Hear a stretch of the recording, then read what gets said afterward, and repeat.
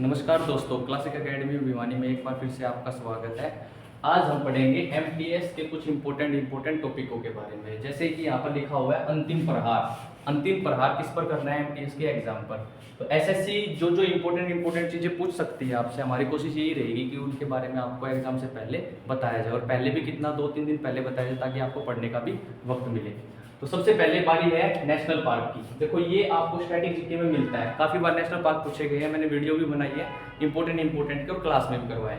तो national park सबसे पहले आपको करके जाने हैं, इंपॉर्टेंट है, स्टार लगा लो इस पे, ठीक है। उसके बाद आता है नंबर 2 पे लोक नृत्य। अब यहाँ पे देखिए लोक नृत्य, जितने भी नृत्य है शास्त्रीय नृत्यों के अलावा, जो 8 शास्त्रीय नृत्य हैं उनके अलावा लोक नृत्य, मतलब हर स्टेट के एक या दो करो। उनको लिंक करो किसके साथ? जनजातियों के साथ। कई बार पूछ लेते हैं, नृत्य देकर पूछ लेते हैं कौन सी जनजाति करती है नृत्य को, ठीक है। तो सेम ऐसे ही जनजाति जब पढ़ो तो उनके साथ ये भी पढ़ लो कि नृत्य कौन कौन से कर रहे हैं वो, ठीक है। कुछ है जनजातियां जिनके नृत्य फेमस है, तो ऐसे ही त्योहार जनजातियों के साथ लिंक करो, प्लस में स्टेट के साथ लिंक करो। त्योहार क्लास में भी करवाए थे और वैसे भी। तो त्योहार में क्या है, यूट्यूब पे भी देखा होगा त्योहार का आपने, कि त्योहार में जितने भी स्टेट है, राज्य है, राज्यों से क्वेश्चन आते हैं कि ये त्योहार कौन से राज्यों में मनाया जाता है। संगीत, अब संगीत में थोड़ा सा ध्यान देना, जितने भी वाद्य यंत्र है,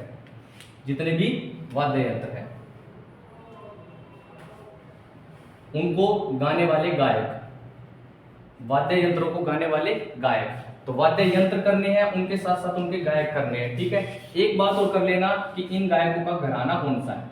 कई बार एसएससी स्पेशली पूछ लेती है घराना कौन सा है, ठीक है। किराना घराना, वाराणसी घराना, बनारस घराना, तो ऐसे करके बिरजू महाराज कौन से घराने से थे, तो ऐसे करके घराना पूछ लेते हैं कई बार। अब महत्वपूर्ण क्या आती है? पहाड़ियां। अब ये देखिए महत्वपूर्ण स्टैटिक ज्योग्राफी में कई बार बताता हूँ कि ज्योग्राफी अगर पढ़ लो तो आपका लगभग जो ज्योग्राफिकल स्टैटिक्स पोर्शन होता है वो कवर हो जाता है। पहाड़ियां इंपॉर्टेंट पहाड़ियां, हिमालय की इंपॉर्टेंट पहाड़ियां, अरुणाचल प्रदेश से लेकर आप ये काराकोरम तक सारी पहाड़ियां पढ़ो, ठीक है। सबसे ऊंची कौन सी है, उसकी हाइट कितनी है, ये इंपॉर्टेंट बातें पढ़ो। कौन सी नदी उसके पास से बह रही है, या कौन से शहर में, अगर शहर में हो तो शहर में पढ़ो, अगर नहीं है तो उसका पूरा ज्योग्राफी का थोड़ा सा आइडिया ले लो। ऐसे ही डैम, इंपॉर्टेंट डैम कौन सी नदी के ऊपर है। तो कई बार क्वेश्चन जगह से आ जाता है, लेकिन नदियों का जरूर ध्यान रखो। अगर डैम को पढ़ोगे तो नदियां भी याद होंगी कि हाँ ये नदी यहाँ से बह रही है। अब पश्चिमी घाट और पूर्वी घाट, इनको दोनों को इकट्ठा ही पढ़ना है एक ही बारे में। पश्चिमी घाट में जब आप पढ़ोगे तो आपको काफी पहाड़ियां मिलेंगी, प्लस में मॉनसून का जो थोड़े बहुत क्वेश्चन आ जाते हैं मॉनसून से रिलेटेड। अभी जैसे गर्मियों में एग्जाम है तो मॉनसून के कुछ क्वेश्चन आ सकते हैं। तो पश्चिमी घाट, पूर्वी घाट की तरफ कौन कौन सी नदियां बहती है, पश्चिमी घाट की तरफ कौन कौन सी नदियां बहती है, पश्चिमी घाट कहां पर आकर मिलता है, पूर्वी घाट के साथ। तो ये कुछ स्टैटिक के क्वेश्चन है, ये कर लेना। जैसे पश्चिमी घाट, पूर्वी घाट नीलगिरी की पहाड़ियों में, अन्नमलाई की पहाड़ियों में मिलते हैं। इसके बाद नदियां ऊपर से लेकर, सबसे पहले आप ब्रह्मपुत्र पढ़ोगे जो ईस्ट में है। दोनों की दोनों देखो, एक ब्रह्मपुत्र यहाँ पर ऊपर की तरफ, यहाँ पे ब्रह्मपुत्र निकल रही है, और यहां से ही क्या निकल रही है, सिंधु, और थोड़ी सी नीचे से गंगा और यमुना। तो ये जो 4 इंपॉर्टेंट नदियां यहाँ पे पढ़ोगे आप नॉर्थ में, ठीक है। उस तरफ चले जाओगे तो फिर बांग्लादेश की थोड़ी बहुत नदियां जो इंडिया से बांग्लादेश में जाती है वो पढ़ लेना। फिर नीचे दक्कन का जो पठार है, ये जो प्रायद्वीप का पठार है भारत का, इसकी सारी नदियां पढ़ो कि इस तरफ अरब सागर में कौन कौन सी गिर रही है और बंगाल की खाड़ी में कौन कौन सी गिर रही है, ठीक है। डेल्टा कौन सी नदी बड़ा बना रही है, कौन सी नदी बना रही है, कौन सी नहीं, ये तो ये नदियां हो गई, ठीक है, इंपॉर्टेंट। और शहर जरूर पढ़ना। काफी बार पूछ लेते हैं कि ये शहर कौन सी नदी के किनारे बसा हुआ है, या नदी कौन से शहर से होकर गुजर रही है। अब यहाँ पे नेशनल राजमार्ग देखो, नेशनल राजमार्ग में क्या है, कई बार गवर्नमेंट नए नए कॉरिडोर बनाती है, जैसे डिफेंस कॉरिडोर हो गया, ठीक है, वो भी नेशनल किसी ना किसी नेशनल राजमार्ग पर बनाएगी, क्योंकि यहाँ पर क्या होता है, ट्रांसपोर्टेशन इजी हो जाता है। तो इसलिए कई बार करंट या स्टैटिक का मिक्स आ जाता है। पुरानी नेशनल जैसे चतुर्भुज, हमारा जो स्वर्णिम चतुर्भुज है, उससे रिलेटेड कोई क्वेश्चन आ गया, कहाँ पे वो खत्म होता है, कहाँ से स्टार्ट होता है, तो ऐसे नेशनल राजमार्ग उन पे पढ़ने वाले इंपॉर्टेंट आपको कॉरिडोर पढ़ने, डिफेंस कॉरिडोर। फिर इसी से लिंक कर दो रेलवे को। तो रेलवे के जैसे फ्राइट कॉरिडोर होते हैं, वेस्टर्न फ्राइट कॉरिडोर किस तरफ है, ईस्टर्न फ्राइट कॉरिडोर किस तरफ है, साउथर्न फ्राइट कॉरिडोर किस तरफ है, तो ये उनकी टोटल रेंज भी आपको पढ़नी है, ठीक है। अब यहाँ पर बारी आती है कला एवं साहित्य। यहाँ पे मैंने लिखा है प्राचीन, मध्य और आधुनिक। इसका क्या मतलब हुआ, प्राचीन काल की जितने भी साहित्य है, साहित्य का मतलब पाणिनि ने क्या लिखा, उसने वसुमित्र ने क्या लिखा, कौन कौन सी कला या साहित्य से रिलेटेड प्राचीन काल के तथ्य है। वो आपको पढ़ने होंगे। मध्यकाल से रिलेटेड इसमें भी ज्यादा नहीं पढ़ना, आपको प्राचीन काल का इतना पढ़ो कि जो इंपॉर्टेंट बुक है मेरे को प्राचीन काल की एक बार में पढ़नी है, ठीक है, ज्यादा नहीं मिलेगी, 50-40-50 जो भी बुक है वो पढ़ो, ठीक है। उसके साथ साथ जितने भी मान के चलो तक्षशिला है, नालंदा है, ये कहाँ पर है, किसने बनवाई, ये भी पढ़ लो उसके साथ। सिक्के किसने चलवाए, ये कला के अंदर सिक्के किसने चलवाए, वो मतलब छोटी छोटी चीजें होती है, कौन कौन से यात्री है, ये सब कला में आता है, साहित्य और कला में। तो आपको प्राचीन का साहित्य और कला पढ़ना है, ज्यादा नहीं डीप पढ़ना, सिर्फ थोड़ा थोड़ा। अब मध्य, क्योंकि 2-3 दिन बचे हैं तो 2-3 दिन में आप इतना ही करोगे। अब मध्यकाल में क्या है, ये क्या कहते हैं, नियंत्रण प्रणाली, बाजार नियंत्रण प्रणाली किसने चलवाई, ठीक है, ये भी किसमें आ जाती है, कला में ही आ जाती है, कि कोई ना कोई कुछ ना कुछ नई चीजें हो रही है, ठीक है। ऐसे सिक्के किसने चलवाए, ठीक है, रुपया किसने चलवाए, ये बातें आप यहाँ पर मध्यकाल की पढ़ोगे, प्राचीन की ही पढ़ोगे। जैसे कुषाणों ने स्वर्ण मुद्राएं चलाई, फिर गुप्ताओं ने चलाई, ठीक है। ऐसे ही आधुनिक भारत में आते हैं, आप क्या पढ़ोगे, यहाँ की बुक सेम, यहाँ की भी बुक और यहाँ की भी बुक, तीनों की बुक, तीनों के जो इंपॉर्टेंट बातें हुई है स्टैटिक जीके में जो आपकी है वो पढ़ोगे। और यहाँ पर जैसे ही आपका ज्यादातर आधुनिक भारत से इतना नहीं आता, कल्चर का आता है, प्राचीन से बहुत आता है, हड़प्पा से सभ्यता से आ जाएगा, कांस्य की मूर्ति कहाँ पे मिली है, स्नानागार कहाँ पे मिला है, लोथल क्या है, लोथल में क्या था, बंदरगाह कहाँ था, तो ये जो चीजें हैं ये सब प्राचीन में ज्यादातर पूछते हैं एंशिएंट काल से, ठीक है। मॉडर्न से आपसे बुक पूछ सकते हैं, या फिर मॉडर्न से नारे पूछ सकते हैं, या फिर मॉडर्न हिस्ट्री से स्वतंत्रता संग्राम से रिलेटेड कुछ तथ्य पूछ सकते हैं, किसी पार्टी की स्थापना पूछ सकते हैं, ये पूछ सकते हैं जो स्टैटिक जीके में गया हुआ है, ठीक है।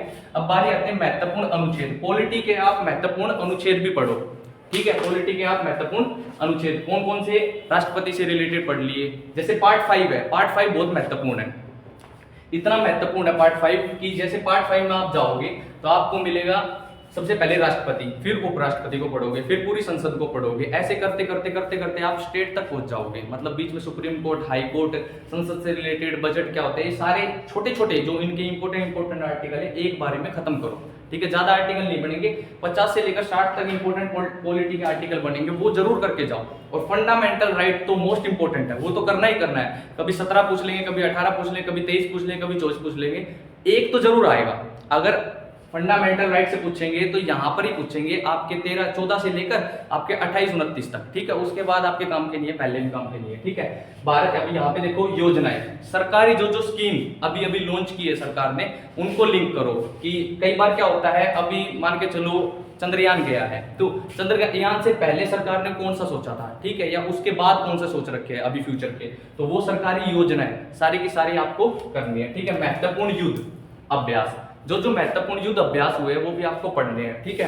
जैसे मालाबार में कौन कौन सी एक्सरसाइज होती है, क्वाड क्या, अब युद्ध अभ्यास से आप क्या पढ़ोगे, विश्व राजनीति में क्या आ गया, WTO आ गया, WHO आ गया, WTO कहाँ है, इसके ऑर्गेनाइजेशन कब बना, WHO हो गया, ये सारा स्टैटिक के ऑर्गेनाइजेशन करने हैं इंपॉर्टेंट दुनिया के। ब्रिक्स, जैसे अभी ब्रिक्स की मीटिंग हुई है तो ब्रिक्स, क्वाड कई बार पूछ लेते हैं, ईस्टर्न क्वाड भी बना है, I2U2 वो ईस्टर्न क्वाड है। कई बार ऐसे क्वेश्चन SSC बहुत ज्यादातर पूछता है कितने, कि कोई ना कोई वर्ल्ड पॉलिटिक्स से रिलेटेड एक क्वेश्चन जरूर आ जाएगा कहीं ना कहीं से। इसमें वर्ल्ड पॉलिटिक्स में आपसे वो किसी ना किसी की राजधानी भी पूछ सकते हैं, किसी देश की।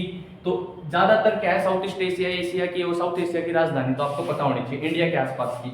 अब उसके बाद क्या पूछ लेते हैं, कई बार करेंसी पूछ लेते हैं, ठीक है, अलग अलग देशों की करेंसी। बस ये दो चीज कर लेना, इंपॉर्टेंट देशों की करेंसी और वो, ये विश्व राजनीति से रिलेटेड ये आपका सारा हो गया, संस्थान वगैरह सब हो गया। अब यहाँ पर भारत में प्रथम, अब भारत में प्रथम का मतलब, अब भारत रत्न मिला होगा किसी को, या भारत का कोई नागरिक पहली बार साउथ पोल पे गया होगा, नॉर्थ पोल पे गया होगा, या फिर किसी ने इंग्लिश चैनल तैर के पार किया होगा। तो ऐसे कुछ क्वेश्चन है जो आपको काफी बार कई जो स्टैटिक जीके की बुक है उसके लास्ट में मिलते हैं, तो आपको इस पे भी एक बार सरसरी नजर जरूर मारनी है, ठीक है। अब पुरस्कार, सैनिक पुरस्कार भी पढ़ना और नागरिक भी। कई बार हम बताते भी है ग्रुप में आपको कि सैनिक पुरस्कार क्या होता है। सैनिक पुरस्कार में सबसे पहले परमवीर चक्र से स्टार्ट होते हैं, तो उनका ऑर्डर जरूर पढ़ना, वीर चक्र कौन से ऑर्डर पर है, शौर्य चक्र कौन से ऑर्डर पर है, या ये पूछ ले दूसरे नंबर का सैनिक सबसे बड़ा पुरस्कार कौन सा है, तो ये ऑर्डर जरूर पढ़ के जाना है। ऐसे ये पूछ ले दूसरे नंबर का नागरिक पुरस्कार कौन सा है, तो पद्म विभूषण दूसरे नंबर का, पहले नंबर का पूछ लिया भारत रत्न, तो ऐसे करके इनके ऑर्डर भी पढ़ने हैं। ताजा किसको मिले ये भी पढ़ना है। भारत रत्न तो जैसे अभी 1-1.5 साल से 2 साल से मिला नहीं है, लेकिन पद्म विभूषण मिले हैं उनको पढ़ो। विदेश में कौन पद्म विभूषण किसको मिला, जैसे अभी शिंजो आबे को मिला था, जापान के प्रधानमंत्री एक्सपायर हो गए तो पद्म विभूषण मिला। तो ऐसे करके कुछ चीजें, दादा साहेब फाल्के अवार्ड हो गया, ये ज्ञानपीठ पुरस्कार हो गए, सरस्वती सम्मान हो गए, ये सम्मान पढ़ो जो सरकार द्वारा दिए जाते हैं नागरिकों को, ठीक है। अब उसके बाद कुछ प्रासंगिक विषय, स्टैटिक जीके के प्रासंगिक विषय कैसे है, जैसे कि देखो कुछ हम एनवायरनमेंट से ले लेते हैं प्रासंगिक, मतलब कुछ करंट में भी चल रहा होता है, उसका स्टैटिक से भी कोई ना कोई लेना देना है। अभी जैसे मैंने बताया world heritage site, world heritage site में आपको बता रामप्पा टेम्पल, वो स्टैटिक जीके में जब आप टेम्पल पढ़ोगे तो कभी नजर में नहीं आएगा, लेकिन देखो करंट में भी उसके साथ क्या हो रहा है, वर्ल्ड हेरिटेज साइट में उसको जोड़ा जा रहा है। सेम ऐसे ही अगर आप लोथल पढ़ोगे तो स्टैटिक जीके में हड़प्पा सभ्यता में यहाँ पे मैंने बताया था कि आप यहाँ पे पढ़ोगे प्राचीन काल की साहित्य और कला पढ़ोगे, तो लोथल में क्या पाया था, तो लोथल से ही आपको पता चलेगा कि अब ये करंट में चल रहा है। क्योंकि जब 1-1.5 साल 2 साल पुराना कोई करंट नहीं होता, क्योंकि वर्ल्ड हेरिटेज साइट में टोटल है ही कितने, निमित मात्र कुछ ही मात्रा में क्या है हमारी वर्ल्ड हेरिटेज साइट है और देशों के मुकाबले में, तो फिर भी हमारे पास जो है उसको स्टैटिक से लिंक कर पढ़ना है हमें। और लास्ट में बस बात ये है कि यहाँ से लेकर ये सारे आपको पढ़ने ही पड़ेंगे, इसका कोई भी दूसरा रास्ता नहीं है। शुद्ध हरियाणा में कहूँ तो वही पढ़ना पड़ेगा, इसके बिना काम कौन सा।